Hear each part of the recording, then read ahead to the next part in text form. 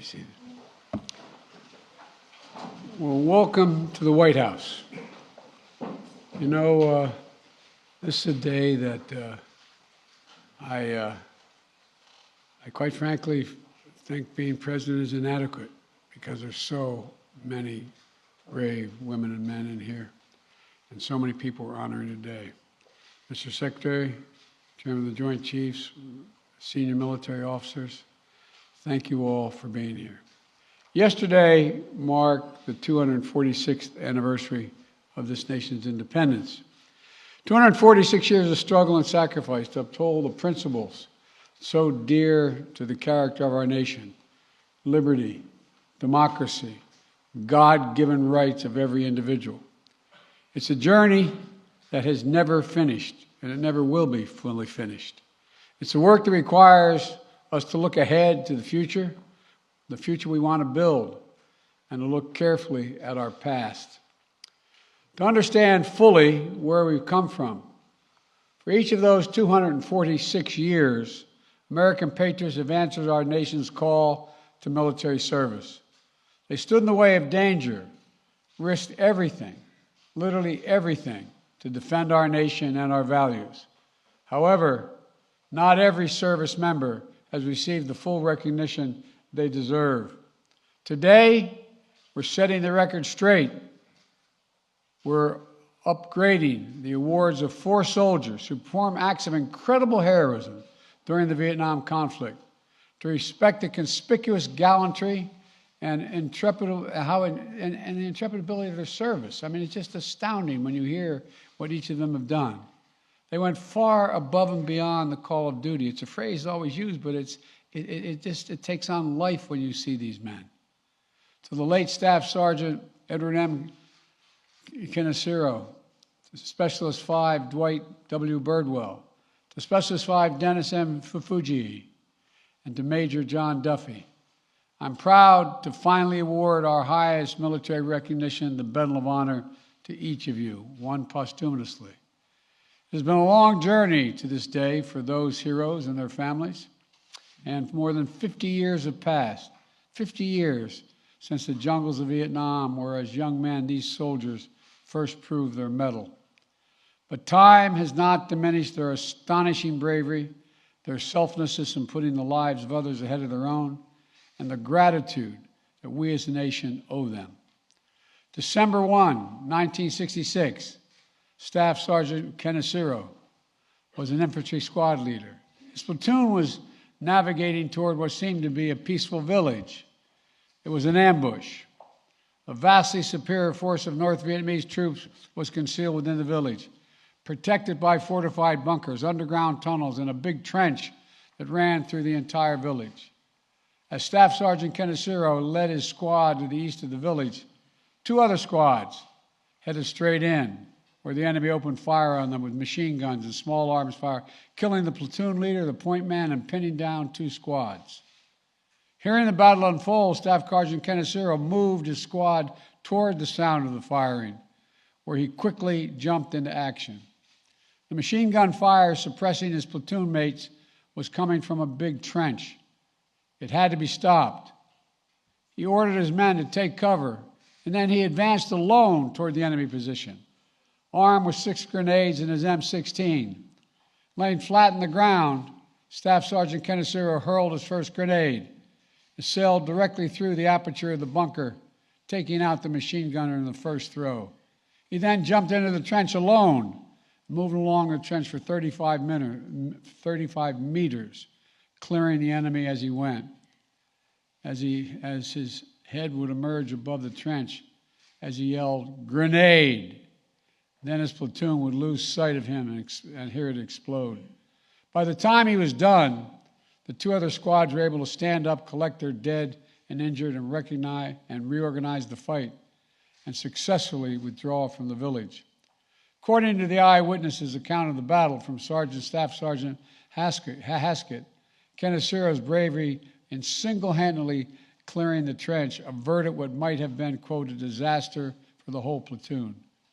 Born and raised in Hawaii, the son of Japanese immigrants, a proud husband and father of 4, Staff Sergeant Kenicero continued his service with his unit in Vietnam until he was killed in action by hostile gunfire on March 6, 1967. Today, his memory lives on in the lives he saved, in the legend of his fearlessness, and in the hearts of the family he left behind. John, Naomi, Tom, thank you for being here today. And thank you, too, for your sister Doris as well, who could not be with us. And John, thank you for your military service. Your family sacrificed so much for our country. I know that no award can ever make up for the loss of your father, for not having him there as you grew up.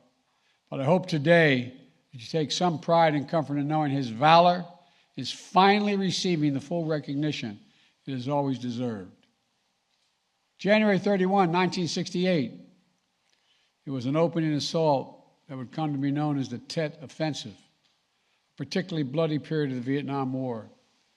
North Vietnamese forces launched an attack on a strategically located air base near Saigon.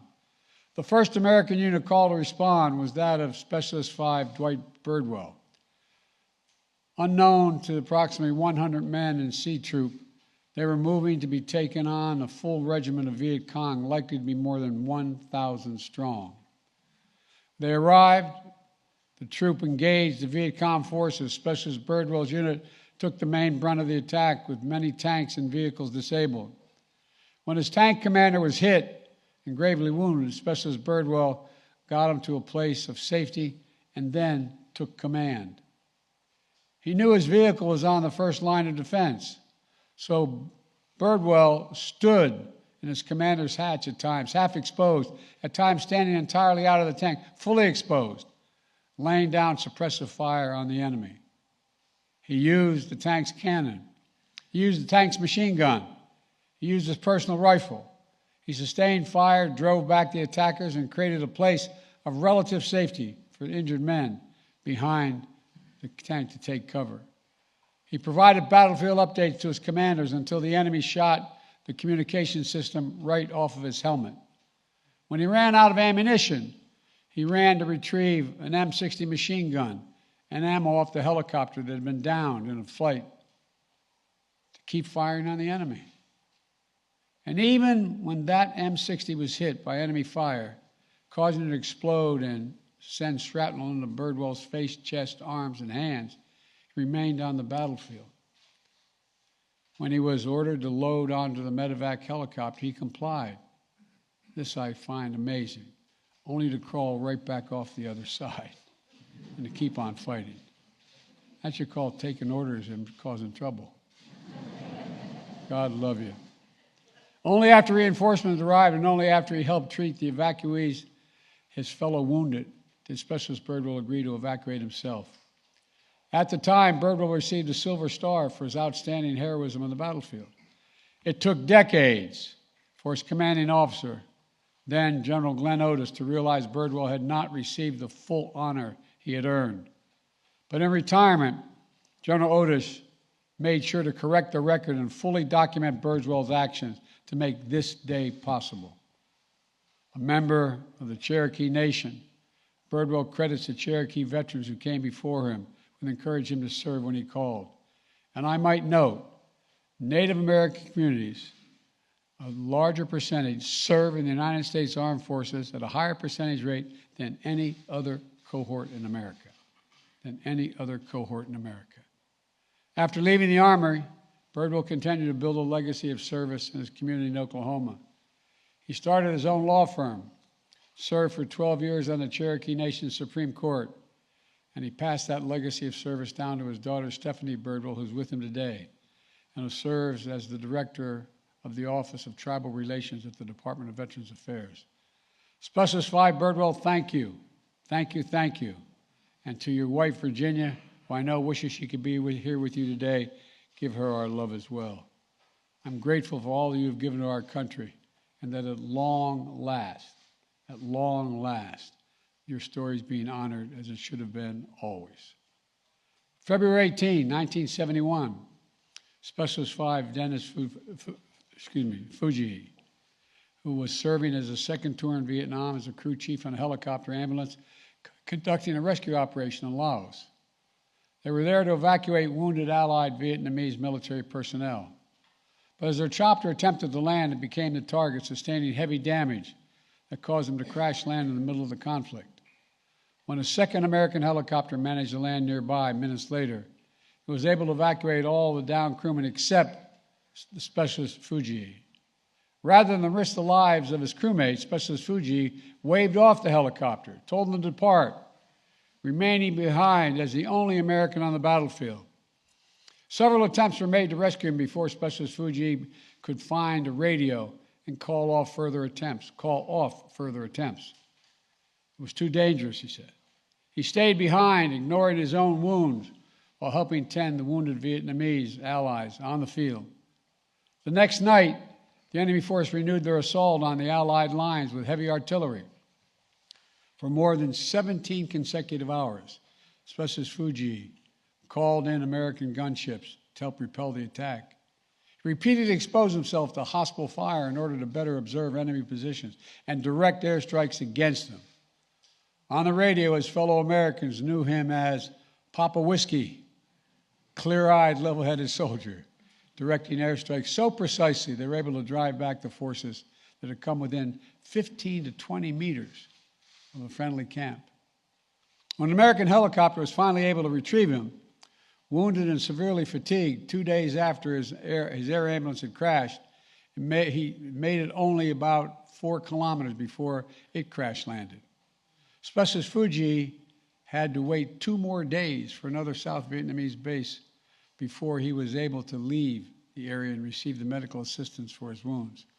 Speaking to the press shortly after his experience, Specialist Fujii downplayed his own contributions and honored the skills of the Allied Vietnamese troops he fought with, simply saying, I quote, "I like my job. I like to help other people who need help out there." It's amazing. Today, Specialist 5 Fujii, we remember and we celebrate just how many people you helped. I want to thank you and your wife, Ray, who couldn't be here with you today, and your brother, Edwin, for all your family has done for this nation. We will forever honor your commitment to your crew, your allies, and to your country. April 14, 1972, the Battle of Fire Support Base Charlie. A lone American on the base, serving as a senior advisor to the Army of the Republic of Vietnam, was Major John Duffy. They called him Dusty Cyanide. That was his call name. In those days, leading up to April 14th, the battalion command post had been destroyed. Major Duffy had already been twice wounded, refusing evacuation. Efforts to resupply the base had failed, and FSB Charlie was surrounded by the battalion-sized element. For hours, American gunships, guided by Dusty Cyanide, took airstrikes on enemy positions. Major Duffy repeatedly exposed himself to danger in order to direct the gunship's fire and keep the battalion from being overrun. He even called in one strike, extreme danger close, to his own position in order to drive back an advancing attack. And when he was wounded again, he again refused evacuation. He worked side by side to organize the defense of the base with the Vietnamese commander, Major Miley, who was here today. Major, where are you? Major, thank you for being here. Thank you for your service.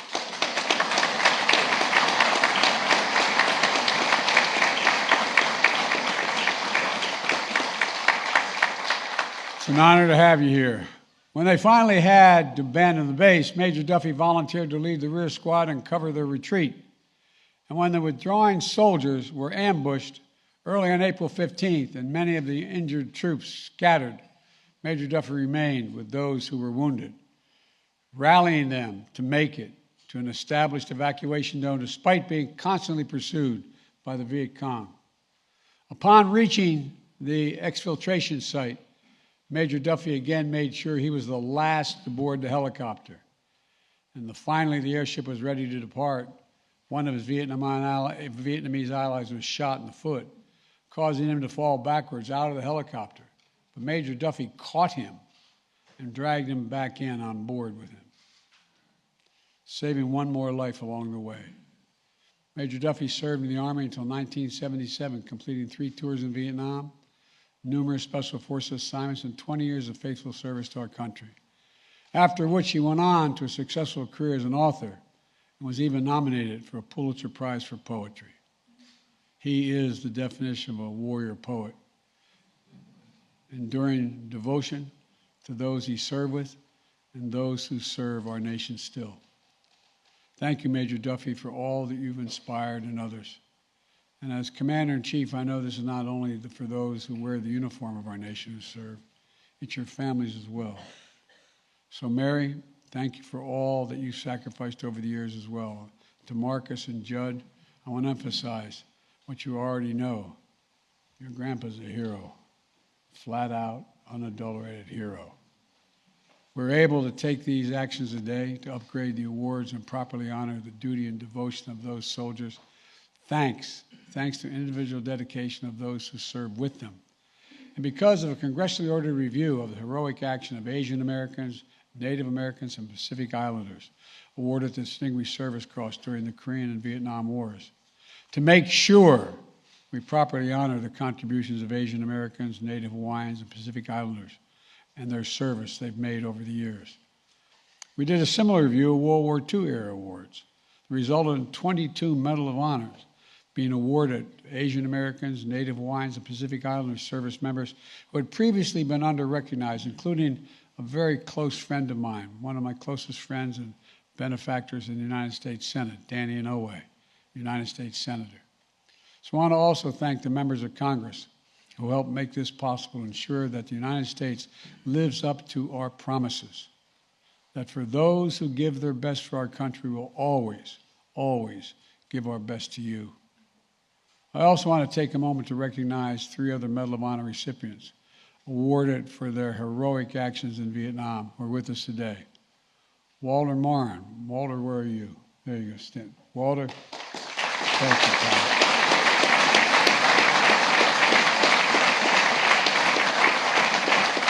James McLuhan.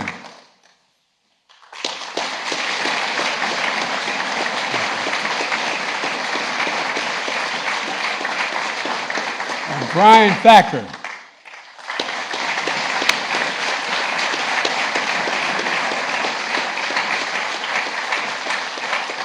Thank you for being here to help us recognize these newest honorees. And I want to also note that last week we lost a giant in this community. Herschel Woody Williams passed away at the age of 98, the last Medal of Honor recipient of World War II. Honored by President Harry Truman for his valor during the Battle of Iwo Jima, Woody Williams will soon lie in honor in the United States Capitol. And his passing is a reminder of what so many Americans of our greatest generation sacrificed to preserve liberty, democracy, and for our nation and for the world. Now it's my great honor to ask for the citations to be read as we award the Medal of Honors to the late Staff Sergeant Edward N. Kanishiro, Specialist 5 Dwight D. Birdwell, Specialist 5 Dennis M. Fujii, Major John J. Duffy. Thank you all, and may God protect our troops. Thank you.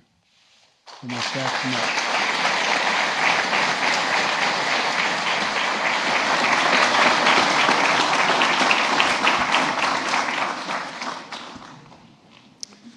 John Kanishiro, accepting on behalf of his father, Staff Sergeant Edward Kanishiro.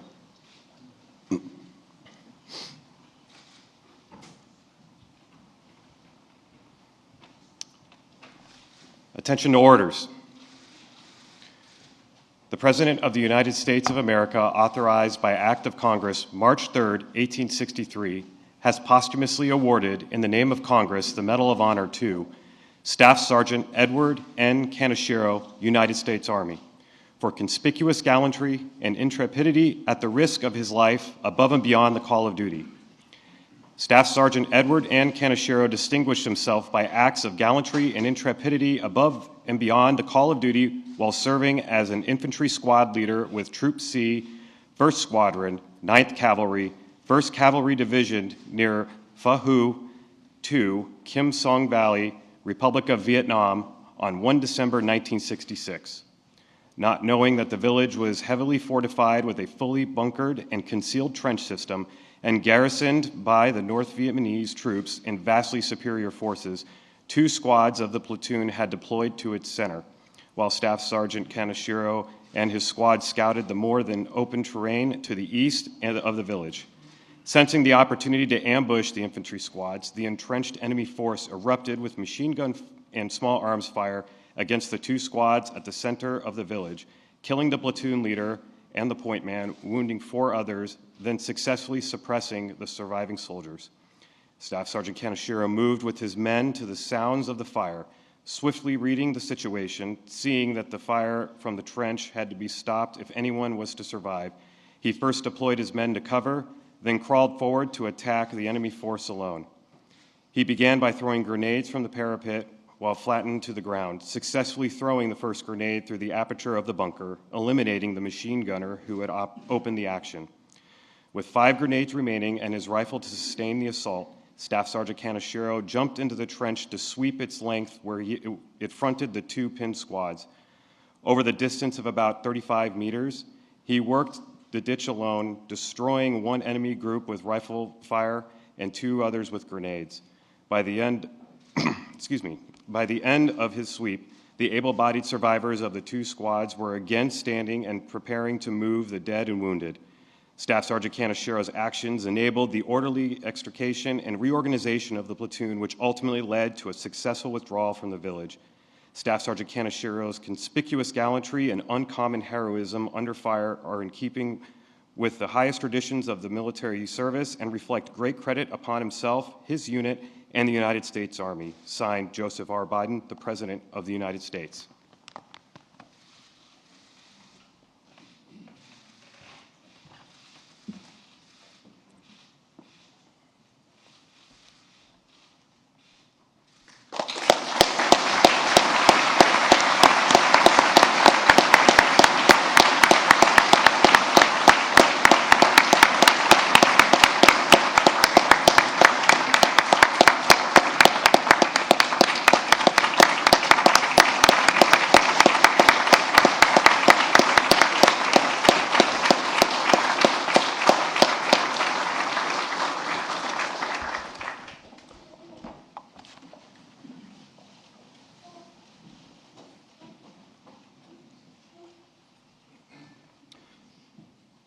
Specialist 5, Dwight W. Birdwell.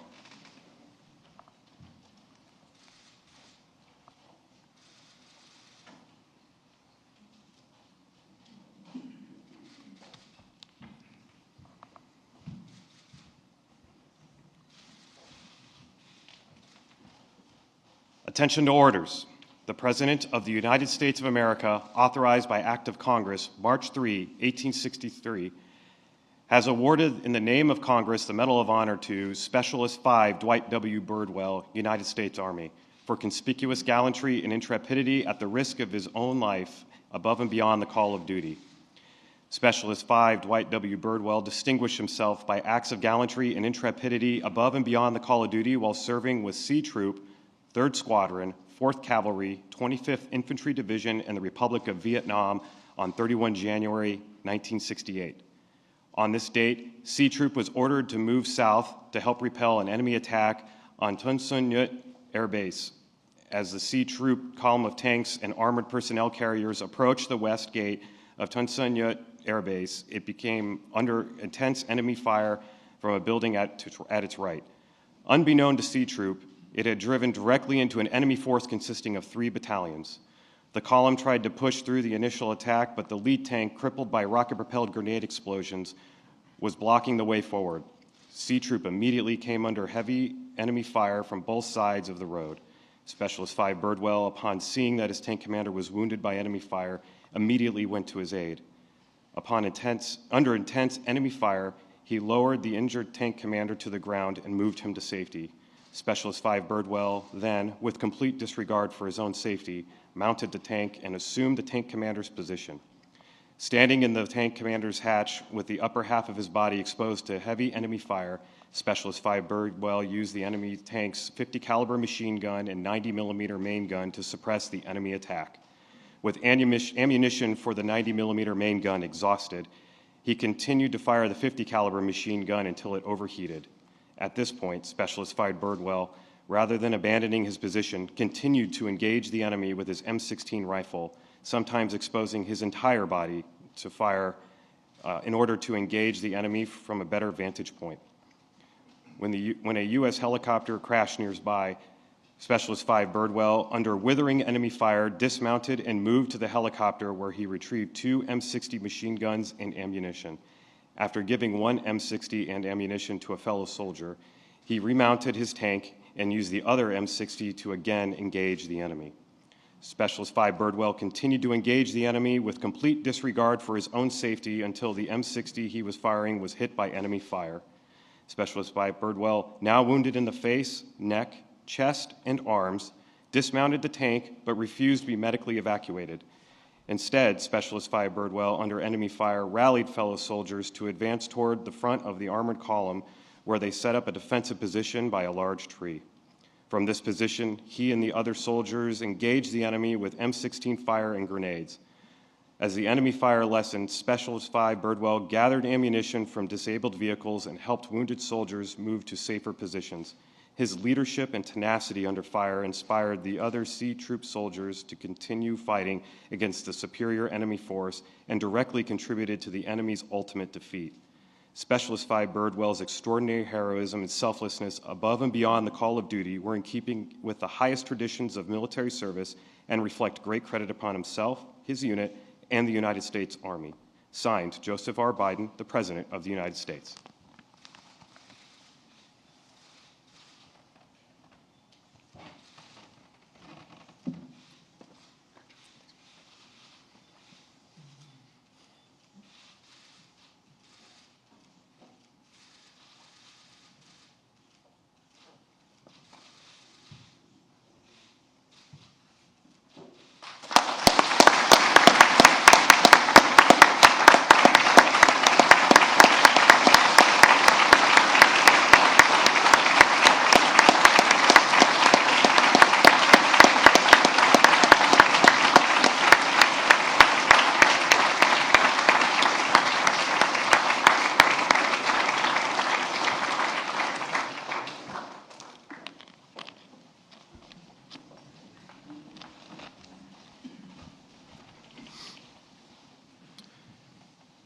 Specialist 5 Dennis M. Fujii.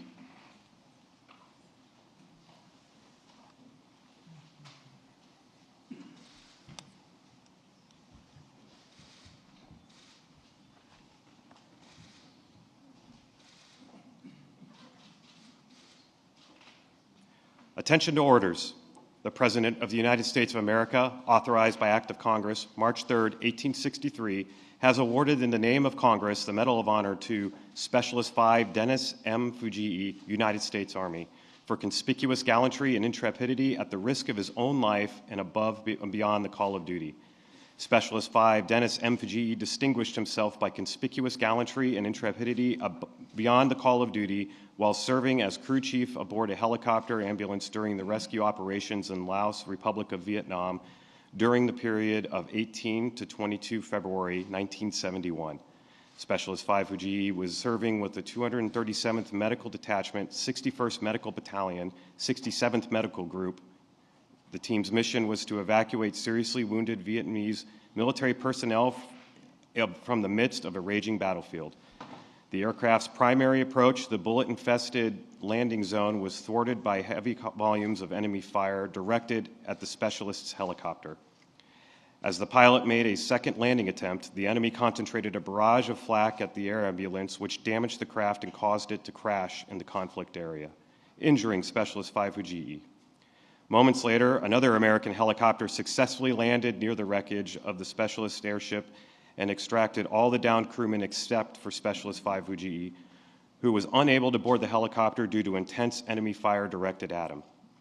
Rather than further endanger the lives of his comrades aboard the second helicopter, Specialist 5 Fujii waved the craft out of the combat area and remained behind as the only American on the battlefield.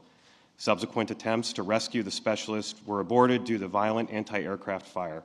Specialist 5 Fujii finally secured a radio and informed the aviators in the area that the landing zone was too hot for further evacuation attempts.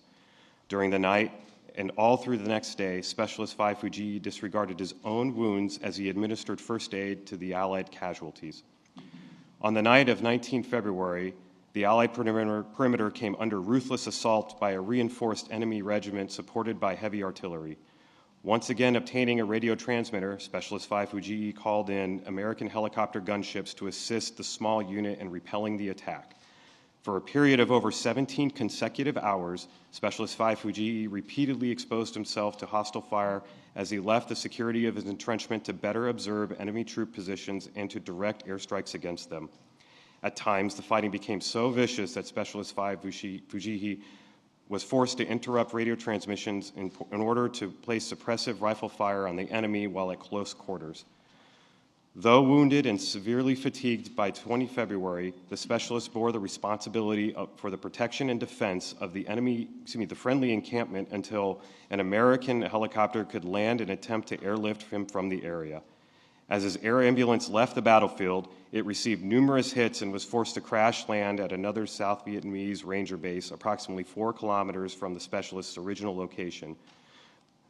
The totally exhausted Specialist 5 Fujii remained at the Allied camp for 2 more days until yet another helicopter could return him to Foul Bay for medical assistance on 22 February. Specialist 5 Fujii's extraordinary heroism and devotion to duty were in the keeping of the highest traditions of military service and reflect great credit upon himself, his unit, and the United States Army. Signed, Joseph R. Biden, the President of the United States.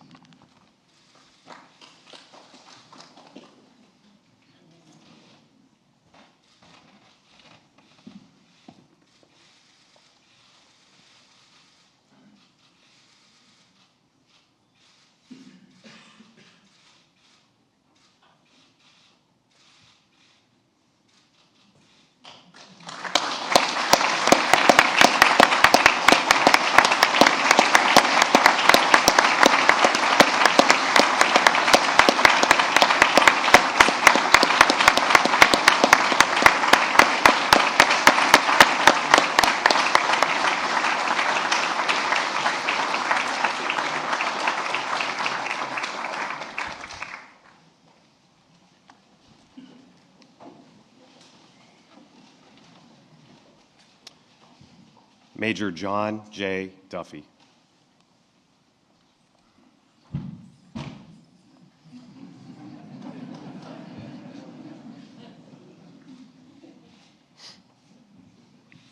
Attention to orders. The President of the United States of America, authorized by Act of Congress March 3, 1863, has awarded in the name of Congress the Medal of Honor to Major John J. Duffy, United States Army, for conspicuous gallantry and intrepidity at the risk of his own life above and beyond the call of duty. Major John J. Duffy distinguished himself by acts of gallantry and intrepidity above and beyond the call of duty while serving as the senior advisor to the 11th Airborne Battalion, 2nd Brigade, Airborne Division, Army of the Republic of Vietnam, and the Republic of Vietnam during the period of 14 to 15 April 1972. In the 2 days preceding the events of 14 to 15 April 1972, the commander of the 11th Airborne Battalion was killed, the battalion command post was destroyed, and Major Duffy was twice wounded but refused to be evacuated. Then on 14 April, Major Duffy directed the defense of Fire Support Base Charlie, which was surrounded by a battalion-sized enemy element. In the morning hours, after a failed effort to establish a landing zone for resupply aircraft, he moved close to the enemy anti-aircraft positions to call in airstrikes. At this time, Major Duffy was again wounded by fragments from a recoilless rifle round and again refused medical evacuation.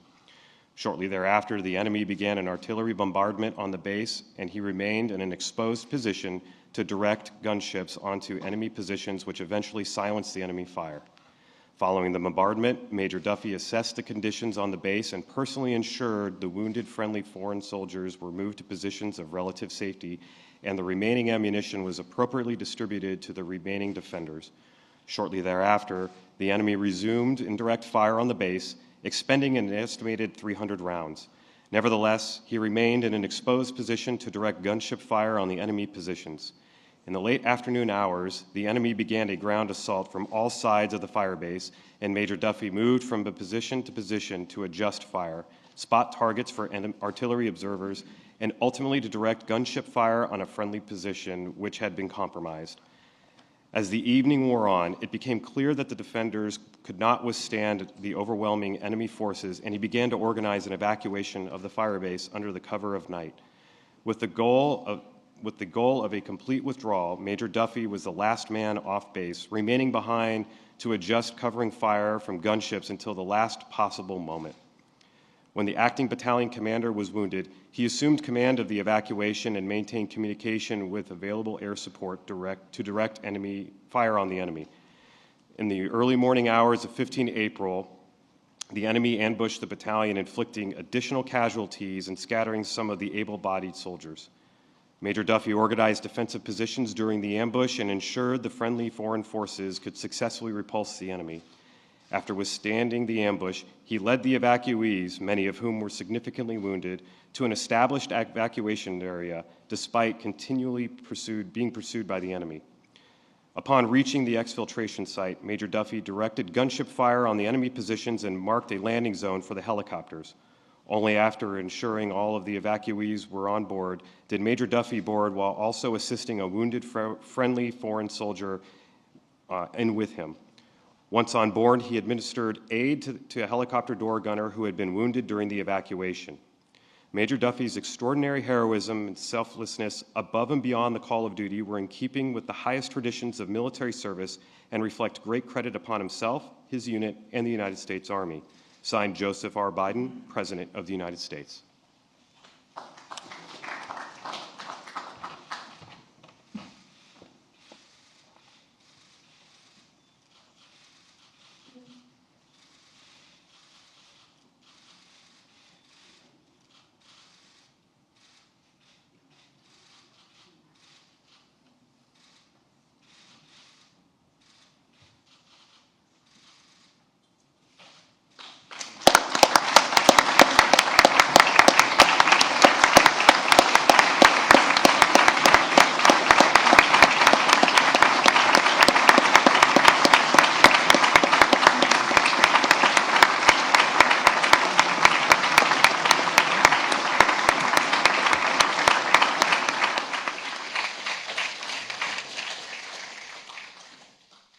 Please join me in receiving this blessing as we depart.